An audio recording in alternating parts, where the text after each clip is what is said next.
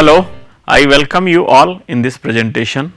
This presentation is based on the topic the cracking of the welded joints. Since number of types of the cracks are observed in the welded joints either during the welding or after the welding. So, this topic has been divided in the two parts. In one part we will be talking about cracks observed in the weld metal, and then also I will talk about the cracks observed in the heat affected zone. So, we will start with the cracking of welded joints, and the different types of the metal systems are found sensitive for the different types of the cracks, which may be in the either heat affected zone or in the weld metal. So, let us say the component like this joined using the fusion welding process. So, in this case we may have cracks at the different locations, which may be here like the toe of the weld in form of toe crack, or it may be very near to the fusion boundary like this. So, this is HAZ crack, or crack may be in the weld metal itself. So, the weld metal cracks, we can say these are the three areas where the cracks can occur. In addition to them, if we see the same thing in the top view, and in this one, this is the location where weld joint is ending. So, we may find the cracks also in the crater where the weld pool in the last stage of the welding, where the weld pool solidifies. This is called crater. It is some kind of depression of the circular family, and it is found sensitive for cracks due to the high concentration of the impurities. So, we can say the weld metal, the toe of the cracks, or the cracks in the weld metal, or cracks in the heat affected zone. These are the area wise the cracks which are observed. So, depending upon the stage when they occur, depending upon the location where they occur, the different names have been given, and these cracks develop due to some of the regions which are very predominant, and among these like unfavorable mechanical properties of the either weld or heat affected zone. So, unfavorable mechanical properties of the weld metal or of the heat affected zone includes like extremely high hardness, which makes it brittle, high yield strength, which does not allow yielding but facilitates the crack initiation and its growth. So, high yield strength and very limited ductility, not permitting any yielding. So, limited ductility and low toughness in general. Toughness is very low. So, these are some of the mechanical properties which are, if unfavorable either in the weld metal or in the heat affected zone, then it will lead to the cracks in the weld, in the toe region, or in the heat affected zone. In addition to this, we may have other points also responsible for development of such cracks, like unfavorable constituents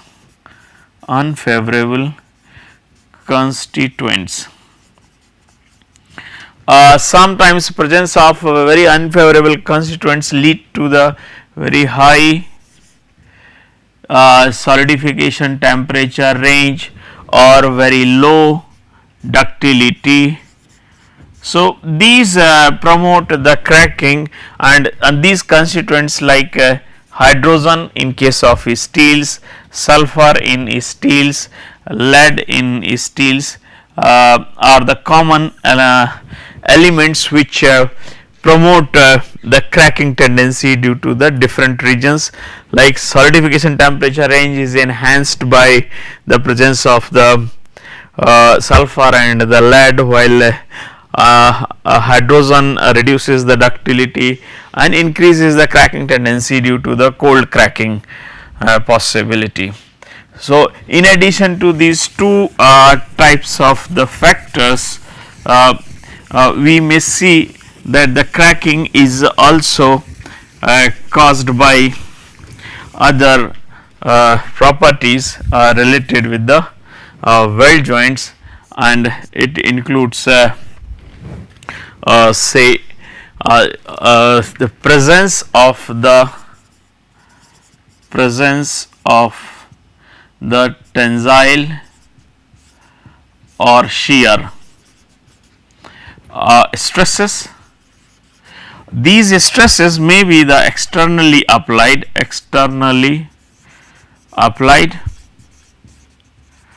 or these may develop due to the differential expansion and contraction during the welding. So, leading to the development of the residual stresses. So, these also promote the cracking under the favorable conditions of the weld joints. And third is favorable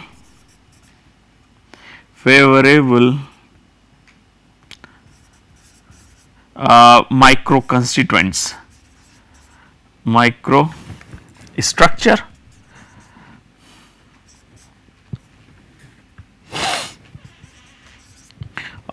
These microstructural features or the constituents like very coarse grains, very large size grains promote the cracking and the nucleation of the cracks easily as compared to the fine grained structure, and needle shape constituents or the constituents having the larger aspect ratio, or the constituents which are flaky in form of the films or the layers.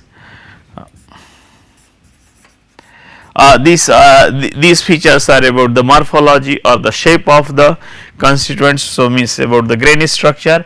In terms of the face structure, like in case of the steels, the martensite, benite and ferrite. These are in the descending order of the tendency of the cracks. Maximum cracking tendency is shown by the martensite. Thereafter, somewhat less cracking tendency is exhibited by the benite and the ferrite in case of the steels. So, these we can say in general the four kind of the factors if which promote the cracking tendency in the welded joints. So, but we will see that the specific types of the cracks and what are the reasons for their the development. So, as I have said, broadly there are two locations: the cracking in weld metal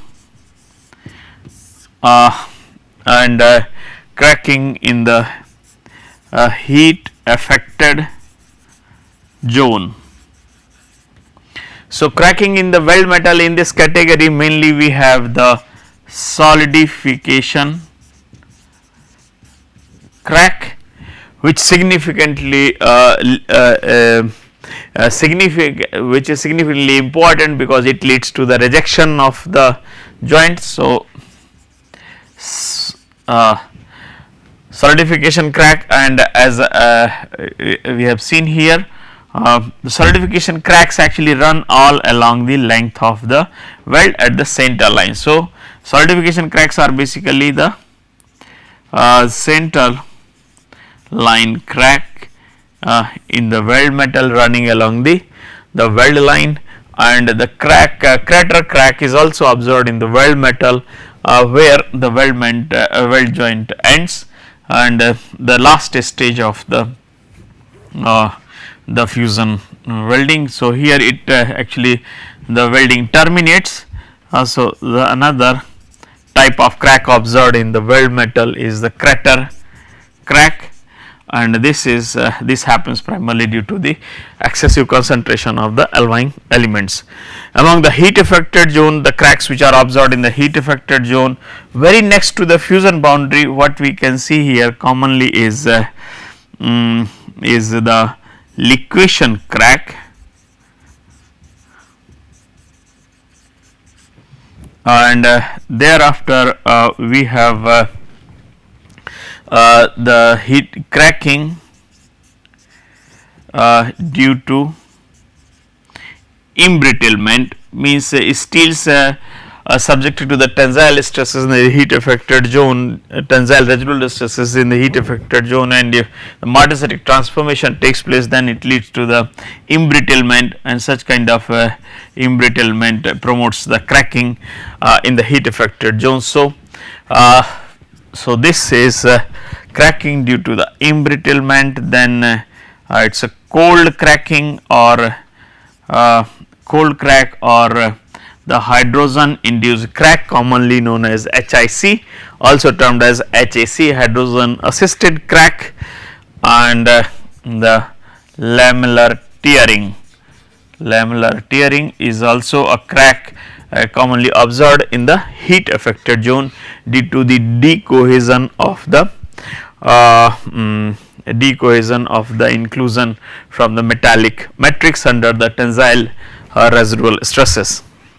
So, these are the common types of the cracks, and their locations where they are observed, and based on the orientation of the cracks, these can be further classified as a longitudinal crack or the transverse crack. So, the cracks which are running parallel to the direction or along the direction of the weld are termed as a longitudinal crack or the transverse crack. Longitudinal crack like the solidification crack is a typical example of the longitudinal crack, the cracks which run parallel to the welding direction, or the cracks which are next to the fusion boundary running along the welding direction, parallel to the welding direction, also can be termed as the longitudinal cracks. So, normally cracks in the HAZ running parallel to the welding directions can be termed as the transverse cracks. Sometimes the cracks also develop perpendicular to the welding direction in the weld as well as the heat affected zone. So, they are termed as the transverse cracks. So, this is an example of the transverse crack, and this is the center line crack or the longitudinal crack. It's an example of the longitudinal. So, this is I can say the based on the location or orientation of the cracks. So, orientation or position wise cracks, longitudinal crack, say like solidification crack, are the transverse cracks. So, now I will take up the three types of the cracks one by one, and what can be done to overcome reduce the tendency of development of such kind of cracks. So, these three cracks are the solidification cracks, liquefaction cracks, and the lamellar tearing, which is observed in the heat affected zone. So, Starting with the longitudinal solidification crack. So, I will be talking about the solidification crack, and then liquefaction crack, and thereafter lamellar tearing. So, the solidification crack basically this type of cracks I have talked in earlier lecture also. So, I will be coming directly into the remedies which can be used to avoid such kind of cracks. We know that such kind of cracks are observed in case of the metal systems having the high solidification temperature range. So, mostly the stainless steels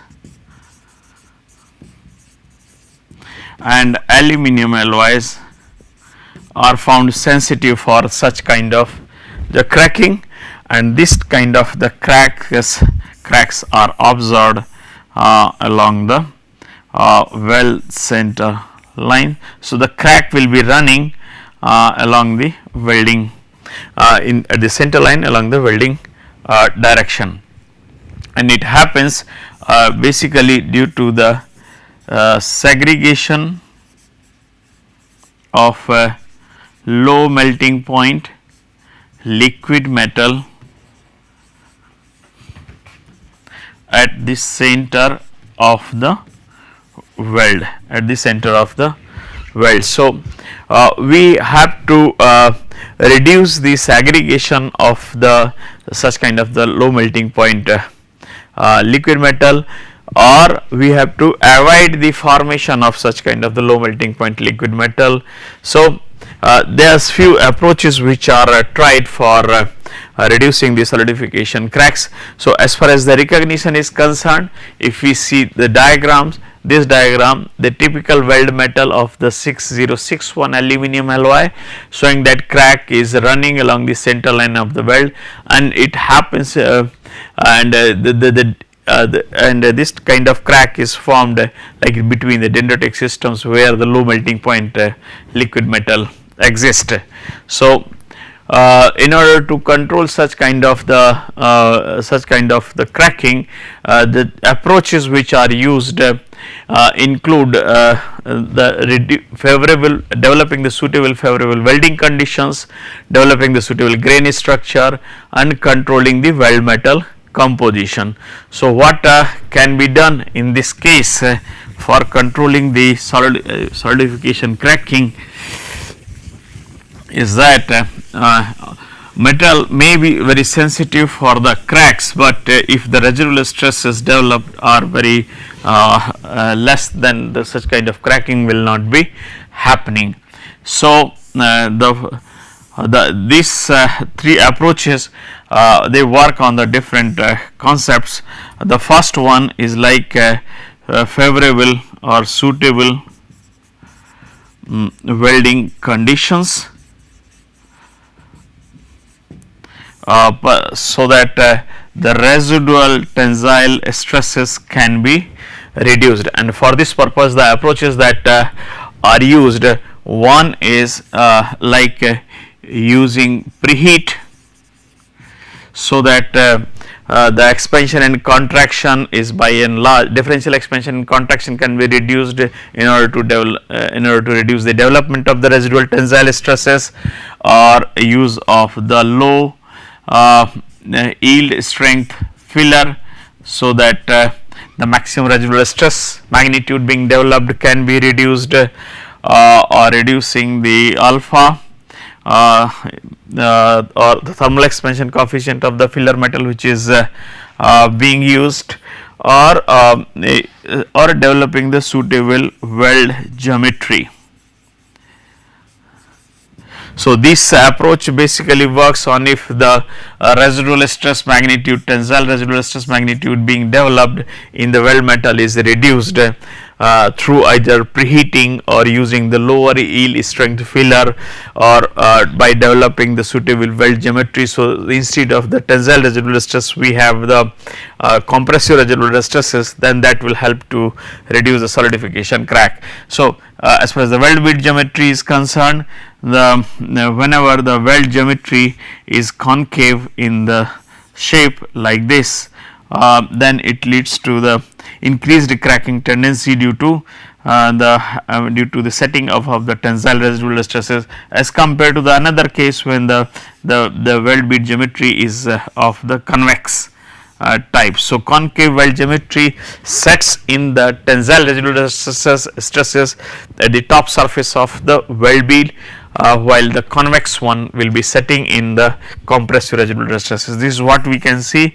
This kind of weld geometry will be reducing the solidification cracking tendency more, as compared to the case when the weld bead geometry is like this, having the concave as the top surface. So, this is how the reducing the tensile residual stresses through preheat or use of the lower yield strength filler or using suitable weld geometry can help to reduce the tensile residual stresses, and thereby it can help to reduce the solidification cracking tendency. In addition to these developing suitable favorable conditions, if we reduce the degree of restraint during the welding, that also will help to reduce the tensile residual stresses or residual stresses being developed. Another one is the refining the grain structure. If the grain structure of the weld metal is very coarse like this, then it will be leading to the segregation of the alloying element at the center, more segregation at the center as compared to the case when the grain structure is fine. So, basically the coarse structure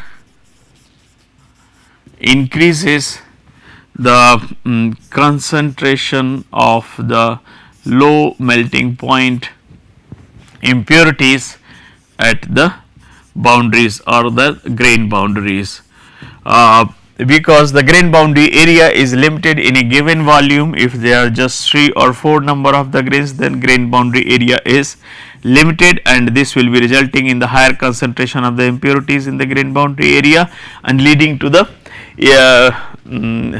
easier solidification cracking as compared to the case when the same area is having the large number of the fine grains. So, fine grains will be resulting in the large grain boundary area, which will be reducing the concentration of the low melting point things.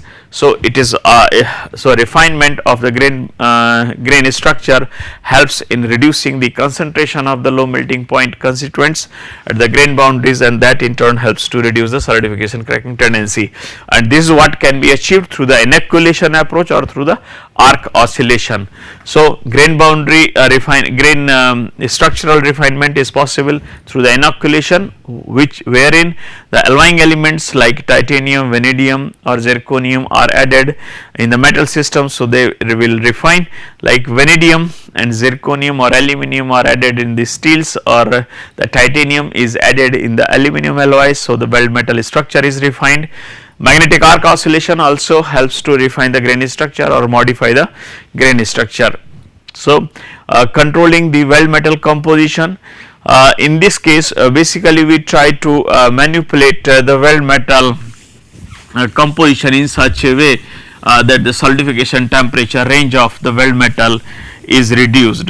So, if the base metal is actually sensitive for the cracking, like say the base metal composition is sensitive for the cracking and leading to the solidification temperature range of 100 degrees centigrade, then we will modify the weld metal composition by adding suitable filler, so that the filler and the base metal, when both of them mix up together, will be modifying the composition of the weld metal, and which will be changing the microstructure of which will be changing the solidification temperature range. This is what we can understand from this diagram, wherein like say this is the typical diagram for most of the aluminum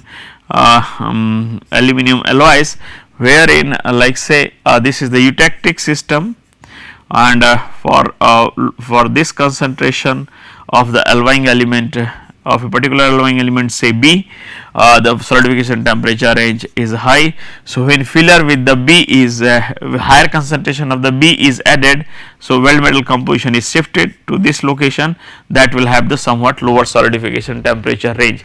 I mean to say, the selection of the filler metal in such a way is made in such a way that the weld metal composition, modified composition of the weld metal will be leading to the reduction in solidification temperature range, and that in turn will be reducing the cracking tendency.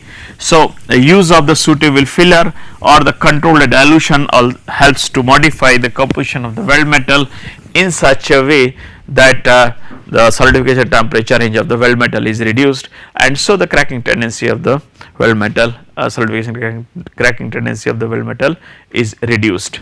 Now, you will see these are the typical methods which are used here, like when there is no arc oscillation, the grain size, the crack length, you see, due to the solidification cracking tendency, the crack length is more, and when the arc oscillation is implemented, it refines the grain structure and modifies the grain structure, and which in turn reduces the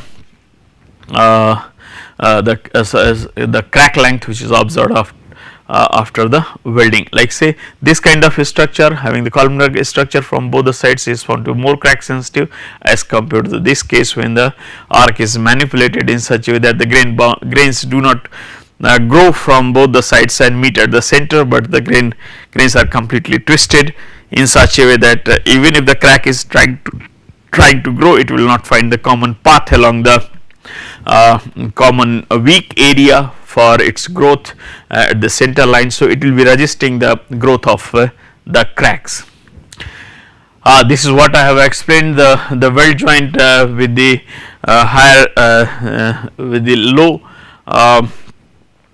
depth to low width to the depth ratio like this will have the more cracking tendency as compared to the case when the width to the depth ratio is high. So, the weld width to the depth ratio, high weld width to the depth ratio reduces the cracking tendency. So, this is what the same I have explained, that the concave bead promotes the cracking tendency as compared to the concave bead. So, convex bead. So, this is the convex bead example, this is the convex, this is the same thing when in a fillet weld, when we have concave weld bead geometry, this will be leading to the development of the tensile residual stresses, while when they set the tensile residual stresses, basically it tries to compress the metal at the center, and thereby it reduces the cracking tendency. This is the another one, the liquefaction cracking. As I have said, that the liquefaction cracking tendency is observed also in the high temperature solidification range metal systems, and this primarily occurs due to the formation of the two phase zone next to the fusion boundary, and the such formation of liquid and the presence of the liquid and the solid mixture next in the area very close to the fusion boundary, in presence of the residual tensile stresses promotes the cracking tendency. So, the liquefaction cracking is basically observed in aluminum alloys or the other alloys also which are showing the higher solidification temperature range, and it is observed next to the fusion boundary, and especially in the area where the two phase zone exists, like part of the liquid metal and part of the solid. So, presence of the tensile residual stresses lead to the development of the liquefaction crack. About this also I have talked earlier. So, basically I will be talking about the methods we use to control the liquefaction cracks. The first one is the filler metal. Filler metal is selected in such a way that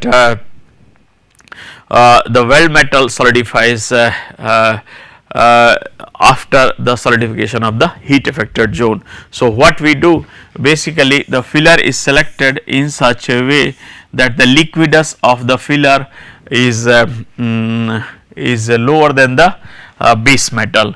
So, the liquidus of the weld is lower than the base metal.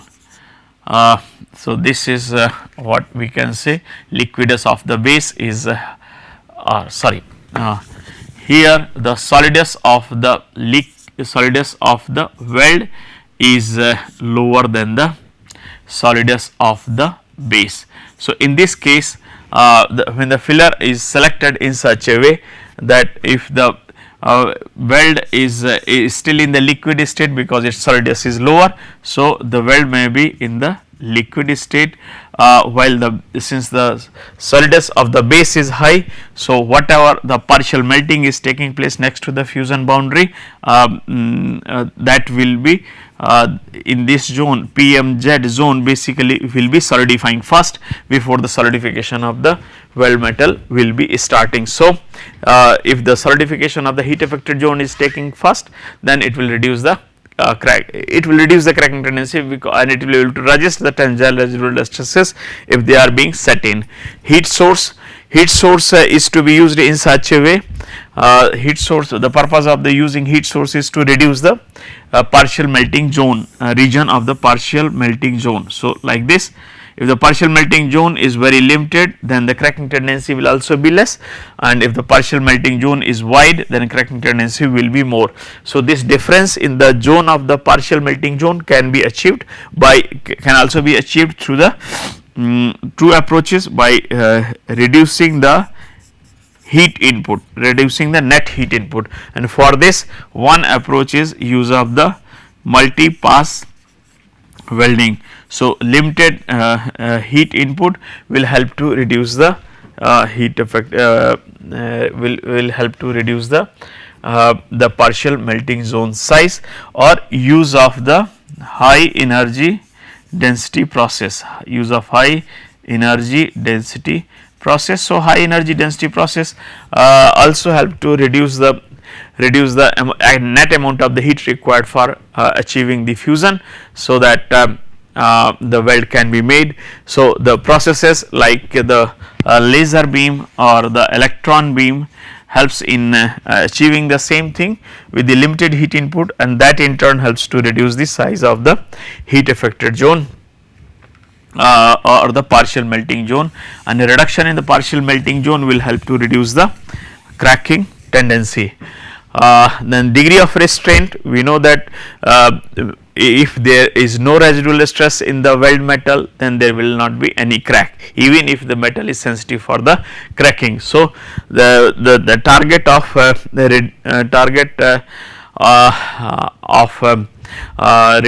means the target should also be to reduce the residual tensile stresses in the weld joints, and the one of the approaches to reduce the degree of restraint, or reduce the volume of the weld metal, or use the filler metal of the low yield strength. So, all these approaches can be used in order to reduce the residual stress magnitude. As far as the one of the points means one of the ways of reducing the cracking in the liquefaction cracking in the PMZ region or partial melting zone is to reduce the residual tensile stresses, for which we can use the low yield strength filler, we can use preheat, we can reduce the degree of restraint.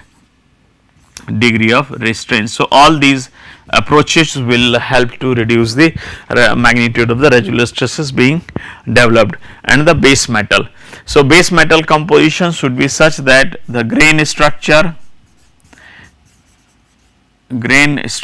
is fine.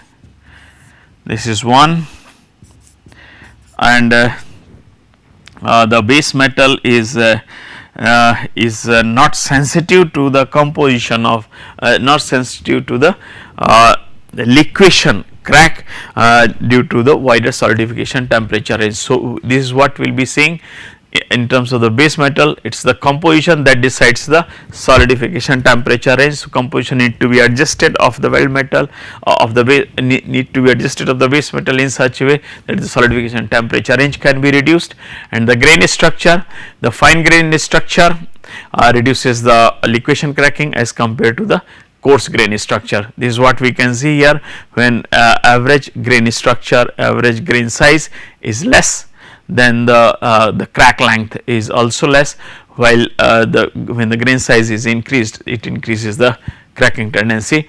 At the same time, the presence of the impurities in the base metal like sulfur and phosphorus also need to be avoided, and we need to refine the grain structure so that the segregation tendency of these impurities in the base metal can be reduced. So, here it shows the typical way by which the grain structure affects the cracking tendency.